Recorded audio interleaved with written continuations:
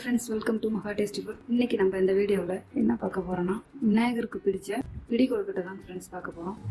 பிடி கொழுக்கட்டை செய்யறதுக்கு 1 கப் அளவுக்கு அரிசி மாவு எடுத்து வச்சிருக்கேன். நம்ம கடைகளில் வாங்குற அரிசி மாவா இருந்துச்சுனாக்கா அது வறுத்து எடுத்துக்கோங்க. இது வந்து நாங்கள் கழுவி காய வச்சது. இப்போ நம்ம இதை வறுத்து எடுத்துக்கலாம். கொழுக்கட்டை மாவுன்னு நீங்க கடையில் வாங்கினீங்கன்னா வறுக்க தேவையில்லை. இப்போ நம்ம வீட்டில் இதை கழுவி காய வச்சு அரைச்சதுனால இதை வறுத்து எடுத்துக்கலாம். இப்போ நம்ம 1 கப் அளவுக்கு அரிசி மாவு எடுத்துக்கோம். இந்த மாதிரி அடிக்கனமான பாத்திரத்தை எடுத்துக்கோங்க. இப்போ கடாயில 1 கப் அளவுக்கு அரிசி மாவு சேர்த்துக்கலாம். அடுப்பை லோ ஃப்ளேம்ல வச்சுக்கோங்க. அரிசி மாவை ஒரு 2 நிமிஷத்துக்கு நல்லா வறுத்துக்கோங்க. கைவிடாம கலந்து விடுங்க. அப்பதான் உங்களுக்கு அடிப்பிடிக்காது, மாவோட கலரும் மாறாது. உங்களுக்கு 2ல இருந்து ஒரு 3 நிமிஷம் வரைக்கும் நல்லா வறுத்து எடுத்துக்கோங்க. உங்களுக்கு என்ன கொழுக்கட்டை பிடிக்கும்ன்றத மறக்காம கமெண்ட்ல சொல்லுங்க. கொஞ்சம் கலர் மாறுற மாதிரி இருந்துச்சுனாக்கா உங்களுக்கு நீங்க சிம்ல வச்சுக்கோங்க. சிம்ல வச்சு பொறுமையா நல்லா கலந்து விடுங்க. ஒரு 2-3 நிமிஷம் போல நல்லா வறுத்து எடுத்துக்கலாம். நீங்க மாவை வந்து நல்லா வறுக்கணும். வறுத்தாதான் பிடி கொழுக்கட்டை நல்லா வாசனையும் நல்லா இருக்கும். ஒரு 2 நிமிஷம் ஆயிடுச்சு. இப்போ நம்ம எடுத்துக்கலாம். மாவை நல்லா ஆற விட்டுறலாம். இப்போ ஒரு கடாய் வச்சுக்கோங்க. 1 கப் அளவு மாவுக்கு 1/4 கப் அளவுக்கு பாசிப்பருப்பு எடுத்துக்கோங்க. சிம்ல வச்சு நல்லா வறுத்துக்கோங்க. ரொம்ப அதிகமாக கலர் சேஞ்ச் ஆகக்கூடாது. ஒரு 2 நிமிஷம் போல வறுத்து எடுத்துக்கோங்க. பாசிப்பருப்பு நல்லா வாசனை வறுத்து பாருங்க. கலர் கொஞ்சம் கொஞ்சமாக சேஞ்ச் ஆகுது பாருங்க. கலர் வந்து சேஞ்ச் ஆகுது பாருங்க. அந்த கலர் இப்போ அந்த மாவோட சேர்த்துக்கலாம். 1/2 கப் அளவுக்கு துருவின தேங்காய் சேர்த்துக்கலாம். நீங்கள் வறுத்து சேர்க்கலாம். அப்படி இல்லைனாக்கா அப்படியே டைரெக்டாக சேர்த்துக்கலாம். நீங்கள் ஒன்றும் பிரச்சனை இல்லை. கொஞ்சம் வறுத்து சேர்த்தா இன்னும் கொஞ்சம் நல்லா இருக்கும். தேங்காயில் அந்த ஈரப்பதம் போகிற அளவுக்கு கொஞ்சம் வறுத்து எடுத்துக்கோங்க.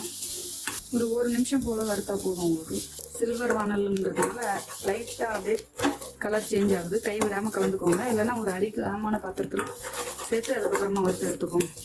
தேங்காய் நல்லா ஸ்மெல் வருது, நல்லா வாசனையாக இருக்குது. இது இப்போ நம்ம எடுத்து அந்த மாவு கூட சேர்த்துடலாம்.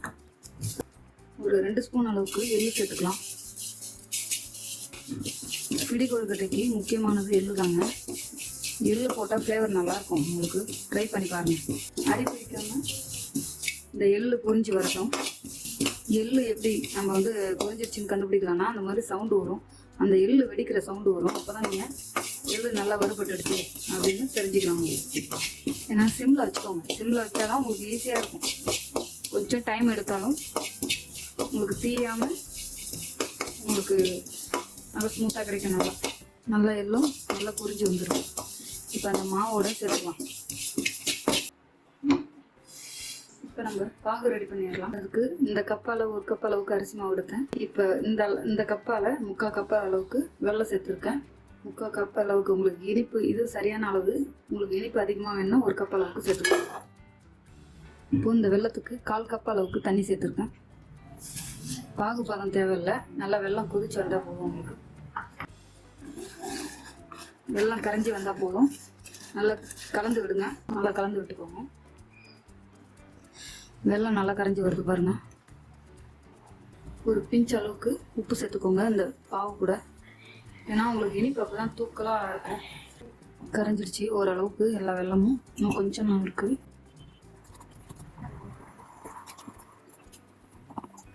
வெல்லம் ஃபுல்லாக நல்லா காஞ்சிருச்சு. நம்ம ஸ்டவ் ஆஃப் பண்ணிக்கலாம். இப்போ நம்ம இந்த மாவில் எள்ளு, பாசிப்பருப்பு, தேங்காய் எல்லாம் வந்து போட்டு கலந்து வச்சுருக்கோம். வறுத்து மாவுக்கு தேவையான உப்பு சேர்த்துக்கலாம். கொஞ்சமாக சேர்த்தா போதும். நம்ம பாகுலையும் சேர்த்துருக்கோம். இடித்த ஏலக்காய் தூள் சேர்த்துக்கலாம். இப்போ நல்லா கலந்து விட்டுக்கோங்க மாவை. இப்போ கொஞ்சம் கொஞ்சமாக இந்த பாகை ஊற்றி ஒரு கரண்டியால் இல்லை எதனால கிண்டி விடுங்க.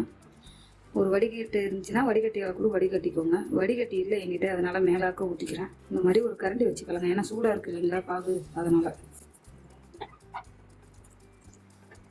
முடிஞ்ச அளவுக்கு நீங்கள் வடிகட்டி வச்சு வடிகட்டிக்கோங்க. அப்போ தான் மண் தூசி எதுவாக இருந்தாலும் மண் தூசி எல்லாம் இருக்கும். அதுக்கு தகுந்த மாதிரி நீங்கள் அரேஞ்ச் பண்ணிக்கோங்க. கை பொறுக்கிற பதம் வந்துச்சுன்னா நீங்கள் கையால் கூட நல்லா பிசைஞ்சிக்கோங்க. நான் வெள்ளைப்பாகுன்றதுனால சூடு அதிகமாக இருக்கும்.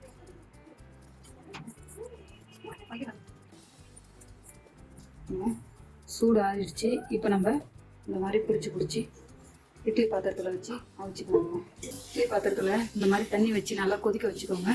நல்லா இட்லிக்கு வைக்கிற மாதிரியே நீங்கள் தண்ணி வச்சுக்கோங்க. தண்ணி வச்சு துணியை வச்சு இந்த மாதிரி மாவை நல்லா பிடிச்சி இந்த மாதிரி வச்சுக்கோங்க.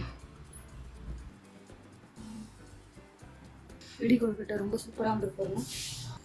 கண்டிப்பாக ட்ரை பண்ணுங்க.